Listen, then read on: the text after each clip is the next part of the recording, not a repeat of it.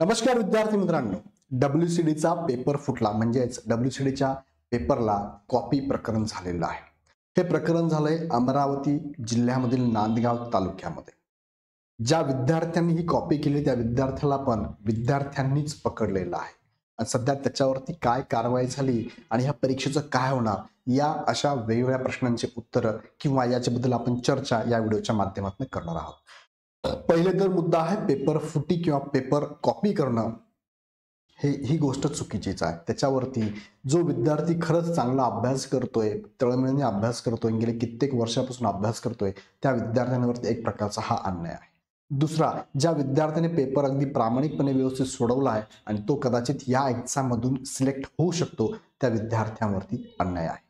मग ह्या परीक्षेला काय करायचं? रद्द केला तर जो विद्यार्थी खरंच तळमळीने अभ्यास करत होता, त्याला हे पद पाहिजे होतं, तो सिलेक्ट होणार आहे, त्याच्यावरती पण अन्याय आहे. आणि कॉपी करून अशा विद्यार्थ्यांवरती अन्याय, त्यांच्या मानसिकतेचं खच्चीकरण होत आहे की भविष्यात अशा एक्झाम आम्ही द्यावेत का, सरकारी नोकरीसाठी प्रयत्न करावेत का, की सगळं हे असंच करप्शन चालणार आहे आणि अभ्यास करण्याला योग्य न्याय मिळणार नाही का, अशी बहुसंख्य प्रश्न समोर येत आहे. थोडक्यात या गोष्टी चर्चा मी याच्यामधून करतोय, तुम्हाला थोडंसं अवगत करण्याचा प्रयत्न माझा असणार आहे, ज्यामध्ये नेमकं काय घडलं हे तुम्हाला सगळं तुमच्यापर्यंत पोहोचलेलं आहे. पण थोडक्यात आजच्या स्थितीला, आजच्या घडीला नेमकं त्याच्यावर कारवाई झाली तर काय कारवाई झाली, कुणाकुणावरती कारवाई झाली ते पण सांगतो. कोण जबाबदार आहे, गुन्हा नोंदवला का, कुणाकुणावरती गुन्हा नोंदवला आहे, परीक्षेची काय होणार, ही परीक्षा रद्द होणार की अशी चालू राहणार, काय होणार नेमकं, आणि कायदा पेपर फुटी आणि कॉपी प्रकरणावरती कायद्याबद्दल डिसेंबर 2023 मध्ये सरकारने GR काढला होता, त्याचं पुढे काय झालं, या प्रश्नांची उत्तर आपण थोडक्यात घेण्याचा किंवा जाणून घेण्याचा प्रयत्न करूया.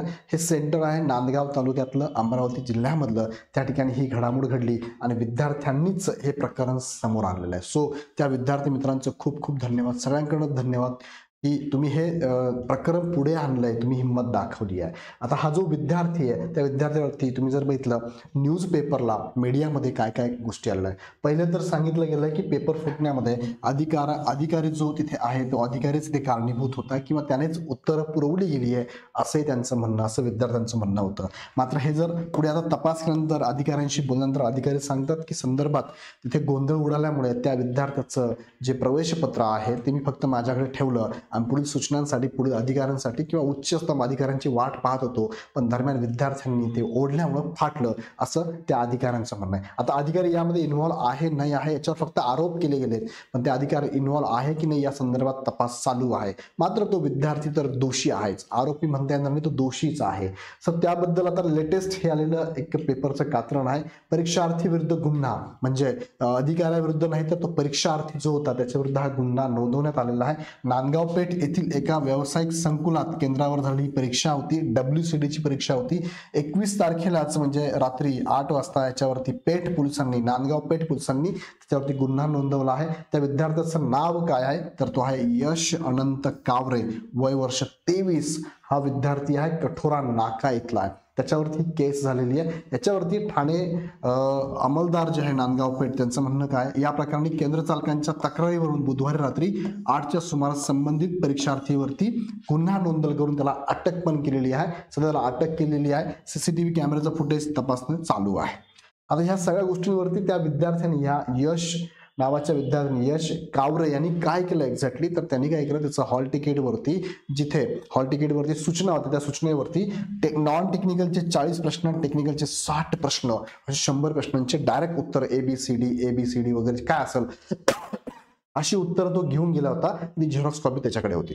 आता त्याच्याकडे जर ती कॉपी होती तर ते निदर्शनास आलं नाही का, कुणी बघितलं नाही का, मग त्याला पेपर सुरू झाल्यानंतर ही कॉपी कुणी पुरवली, कारण बिफोर तो जेव्हा एंट्री केली तेव्हा त्याच्याकडे आन्सर की नसेलच, कारण पेपर चालू झाला नव्हता. मग तो मध्ये असताना त्याला ही जी तसं प्रवेशपत्र होतं त्याच्यावरती ही आन्सर की प्रोव्हाइड कोणी केली याच्यावरती चेक करणं गरजेचं आहे. आता त्यांचं म्हणणं आहे CCTV कॅमेरा आम्ही चेक केला, त्यात व्यक्ती दिसतोय पण ओळखू येत नाही कोण आहे, असं त्यांचं म्हणणं आहे, याच्यात त्यांनी सगळं टाकलेलं आहे. ते बघूया आता पुढे काय याच्यावरती होतंय. संबंधित विद्यार्थ्यांवरती बघा, ते अधिकाऱ्याचं नाव फक्त मी तुम्हाला सांगतोय, आरोपी आहे पण ते दोषी अजून त्याचे सिद्ध झालेलं नाहीये. त्यांचं नाव आहे प्रशांत आवंदकर, असे अधिकारी आहे. त्यांचा हुद्दा उपविभागीय जलसंधारण अधिकारी. हे पण सोशल मीडियाला बऱ्याच अंशी विद्यार्थ्यांकडून हे बघायला मिळत आहे. पण आता हे दोषी आहे, हे पुढे तपास चालू आहे. आपण याच्यावरती डायरेक्ट म्हणू शकत नाही हे दोषी आहेत की नाही, पण बघूया पुढे काय होत आहे. त्यानंतर हा तो विद्यार्थी अमेय नावाचा, अमेय कावरे, आणि त्यांनी त्याच्या हॉल तिकीटवरती बघा विद्यार्थ्यांनीच हे जोडलंय बघा, फाटलेलं होतं ते जोडलंय त्यांनी, आणि त्यामध्ये इथे तुम्हाला आन्सर दिसतं बघा. हे टेक्निकल आणि नॉन टेक्निकलचे आन्सर त्यांनी, हे टेक्निकलचे वरती नॉन टेक्निकलचे असे 100 प्रश्नांचे एबीसीडी स्वरूपामधले ही आन्सर घेऊन तो आन्सर देत होता. आता बघा, काही महिन्यांपूर्वी म्हणजे डिसेंबर नोव्हेंबर मध्ये आपले माननीय उपमुख्यमंत्र्यांनी सांगितलं होतं TCS परीक्षेची फी परत मिळणार, 1000 रुपयाची लूट थांबणार. हे फक्त त्यावेळेस म्हटलात तुम्ही, पुढे झालं काय? डिसेंबर मध्ये ही घोषणा केली तुम्ही, डिसेंबर मध्ये बोललात तुम्ही, नोव्हेंबर मध्ये बोललात तुम्ही, पण पुढे झालं काय? त्याच्यावरती काय कारवाई? तुम्ही फक्त एक गोष्ट केली, एक तर गोष्ट याच्यावर तुम्ही काही केलं नाही. याच्यावरती नक्की तुम्ही काहीतरी कराल अशी अपेक्षा अजूनही आहे, पण सध्या तुम्ही मशगूल आहात कुठे? इलेक्शन मध्ये. सो याच्यावरती माननीय मुख्यमंत्री उपमुख्यमंत्री साहेबांनी लक्ष द्यायला पाहिजे. याच्याबद्दल एक GR त्यांनी काढला बघा 14 डिसेंबर 2023 ला. आता तो GR जवळपास 2.5 महिने झालेत त्याला. त्या GR मध्ये त्यांनी मेन्शन केलेलं आहे की काय मेन्शन केलंय? पेपर फुटी व इतर गैरप्रकार रोखण्याच्या अनुषंगाने MPSC आणि MPSC वगळता इतर ज्या बॉडीज आहेत त्यांच्यावरती ज्या स्पर्धात्मक एक्झाम घेतात त्यांच्या माध्यमातून ज्या एक्झाम घेतल्या जातात त्यामध्ये पेपर फुटी आणि गैरप्रकार रोखण्यासाठी समिती नेमली आहे. आता ही समिती नेमून झालेत अडीच महिने. समितीचे अध्यक्ष पण तुम्ही ते बघू शकता, निंबाळकर साहेब अध्यक्ष, त्यांचे सदस्य पण त्यांनी सगळे IAS IPS दिलेले आहे, सचिव पण MPSCचे आहेत. त्यात त्यांनी काय टाकलंय तर MPSCच्या अंतर्गत ज्या एक्झाम येतात त्या एक्झाम मध्ये पेपर फुटी आणि इतर गैरप्रकार रोखण्यासाठी ही जी समिती ती काय करणार आहे? प्रशासकीय व कायदेशीर उपाययोजना सुचवणं हे त्यांचं काम आहे. दुसरं, MPSC कार्यक्षेत्र वगळता इतर ज्या एक्झाम आहे विभागांतील त्यावर सुद्धा पेपर फुटी आणि गैरप्रकार रोखण्यासाठी ते काय त्यांना उपाययोजना सुचवणार आहे, आणि कधी? 3 महिन्यात सुचवणार आहे. आता सध्या 2.5 महिने झाले. हा GR आलाय डिसेंबर 2023 मध्ये. 14 डिसेंबर 14 मार्च पर्यंत, म्हणजे 14 मार्च पर्यंत यांच्या सगळ्या उपाययोजना शासनाकडे जाणं अपेक्षित आहे.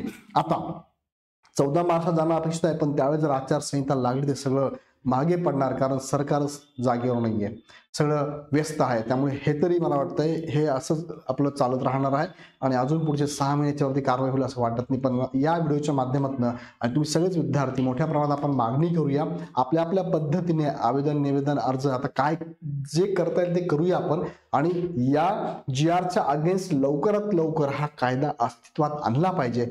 त्या कायद्यामुळेच हे जे गैरप्रकार घडतात त्या गैरप्रकाराला काय म्हणूया एक प्रकारे बंद पडू शकतात किंवा त्याला आपण रोखू शकतो. त्यामुळे हा कायदा आणणं गरजेचं आहे. राजस्थान आणि झारखंड ह्या राज्यांनी ऑलरेडी हे कायदे आणलेले आहेत. आता या सदस्यांना सगळं मानधन वगैरे पण चालू आहे, सध्या त्यांना मानधन पण देतोय. सो लवकरात लवकर यावरती कायदा आणून योग्य तो निर्णय सरकारने घ्यावा, हीच एवढी एक अपेक्षा सरकारकडनं आहे. सो बाकी आम्ही तर आंदोलन करतोय. मी स्वतः, माफ करा, मी स्वतः येत नाही. बरेच विद्यार्थी म्हणतात तुम्ही काय करता, तुम्ही काय करतात. विद्यार्थी मित्रांनो, ह्या सगळ्या गोष्टींमध्ये आत्ताही माझ्याकडे खूप मेसेज आणि कॉल आहे. माझं काम ते आहे. काही माझ्यासारखेच मार्गदर्शक आहेत जे की ह्या आंदोलनात उभे राहतात, करतात. माझ्यासारखेच माझेच प्रतिनिधी म्हणून तुम्ही म्हणू शकतात की ते करताय आंदोलन. प्रत्येक ठिकाणी सगळ्यांनीच जाण्यापेक्षा प्रत्येक क्षेत्रात 1-1, 2-2 विद्यार्थी किंवा मार्गदर्शक तुमच्यावर आहे, हेच गोष्ट चांगली आहे. जर सगळेच तिकडे उतरले तर काही गोष्टींसाठी काही मार्गदर्शक गरजेचे, जसं की आता जेवढ्या मुलांचे रिझल्ट लागले, आरोग्य सेवक असू द्या, JDP असू द्या किंवा तत्सम एक्झाम असू द्या, सरळ सेवेतल्या, त्या मुलांच्या मार्गदर्शनासाठी मी वेळोवेळी सगळ्या गोष्टींचं अनालिसिस मी करत असतो. पण तुमची अपेक्षा साहजिक असणार आहे, तुमचं प्रेम तेवढं माझ्यावरती आहे, आमच्या टीमवरती आहे की डायरेक्ट ग्राउंडवरती आंदोलनाला उतरणं किंवा अंगावर पेट्रोल ओतून घेणं, पेटून घेणं, जिल्हाधिकारी कार्यालयासमोर पेटून घेणं हे मला खरंच जमणार असेल तर मी नक्की करेल. सध्या तरी माझा तो पिंड नसल्या कारणाने मी फक्त तुम्हाला अवगत करण्याचं काम करतोय, नॉलेज देण्याचं काम करतोय, तुम्हाला काही गाईडलाईन किंवा दिशादर्शक म्हणून मी काम करत असतो. तरी पण तुमची इच्छा असेल तर मी नक्की याच्यावर विचार करेल. पण मात्र आमची पूर्ण टीम तुम्हाला योग्य पद्धतीने गाईड करते. रिसेंटली काही विद्यार्थ्यांचे निकाल असे पण लागले, ते निकालावरती आमचा अनालिसिस चालू आहे. जसं मी उल्लेख करतो, अजमा शेख नावाची विद्यार्थी आहे, नजमा, त्यांचा प्रॉब्लेम असा झाला की त्यांचे मार्क जास्त असून सुद्धा लिस्टमध्ये त्यांचं नाव नाहीये, त्यांना डावलण्यात आलेलं आहे. मग अशा वेळेस त्या विद्यार्थिनीसाठी आम्ही प्रयत्न करतोय की त्या विद्यार्थी सगळे डॉक्युमेंट आम्ही चेक केले, सगळे रिझल्ट चेक केले. त्यानंतर मग त्या विद्यार्थ्यांवरती अन्याय जर झाला असेल तर ते योग्य दाद कुठे मागायची, कशी मागायची, कशी केस स्टँड करायची, कोण वकील घ्यायचा आहे, मॅटमध्ये कसं जायचंय, याची प्रोसेस आम्ही त्यांना सांगतो. आता काही गोष्टी आम्ही तुम्हाला उघड सांगत नाही, पण आम्ही बऱ्याच विद्यार्थ्यांनी मदत चालू असते. मग त्या विद्यार्थ्यांना माहितीच नाही कसं करायचं, सर तुम्ही सांगा. पण सगळी प्रोसेस करण्यासाठी सुद्धा काही व्यक्तींची गरज असते, ते काम आम्ही करतोय. आमच्यातलेच काही मार्गदर्शक जे आहेत ते तुम्हाला अननोन असू शकतात, जे की तुमच्यासाठी ग्राउंडवर पण येतात. सो चांगली गोष्ट आहे, ते ग्राउंडवर येतात. आम्हाला जितकं जमतं की आम्ही नक्कीच करू. त्याच्याबद्दल तुमचा राग आम्ही नक्कीच सहन करतोय, पण तो राग तुम्ही समजून घ्या, इतका राग आमच्यावर ठेवू नका.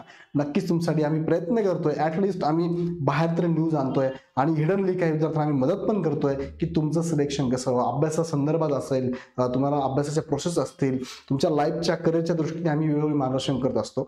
सो नक्कीच ही बाब सुद्धा तुमच्यासाठी किंवा तुमच्यासारख्या विद्यार्थ्यांसाठी आवश्यकतेनुसार चांगलीच आहे. यासाठी तुमचे नेहमीच आम्ही ऋणी आहोत, आभारी आहोत. हा व्हिडिओ इथपर्यंतच आहे. WCD संदर्भात बरेच विद्यार्थी म्हटले याच्यावरती बोला सर काहीतरी. सो हे चुकीचंच घडतंय. यासाठी नेहमी मी आता तलाठीमध्ये पण घडलंय, रिसेंटली नगर परिषदेमध्ये घडलंय. अशा एक्झाम मध्ये बघा, आता 12वीची एक्झाम चालू आहे, त्यामध्ये सुद्धा पहिल्याच दिवशी जवळपास 40+ कॉप्यांचे सेंटर ओपन झाले किंवा ते सेंटर पकडले गेले. एक्झाम असते की कॉपी होते मान्य आहे, पण ती कॉपी झाल्यानंतर याला रोखण्यासाठी सुद्धा शासनाने तत्संदर्भात काळजी घेणं गरजेचं आहे किंवा त्या संदर्भात त्या सेंटरला किंवा त्या प्राधिकरणाला, त्या डिपार्टमेंटला सूचना देणं गरजेचं आहे, नक्कीच आहे. सो याबद्दल मी दुमत नाही, माझं आमची पूर्ण टीम तुमच्या बरोबर असणारच आहे. यथावकाश जिथे जिथे शक्य आहे तिथे तुमच्या बरोबर नक्की येण्याचा आम्ही प्रयत्न करूच. सो तुर्तास मी इथे थांबतो. पुन्हा भेटूया पुढच्या व्हिडिओमध्ये. खूप खूप धन्यवाद.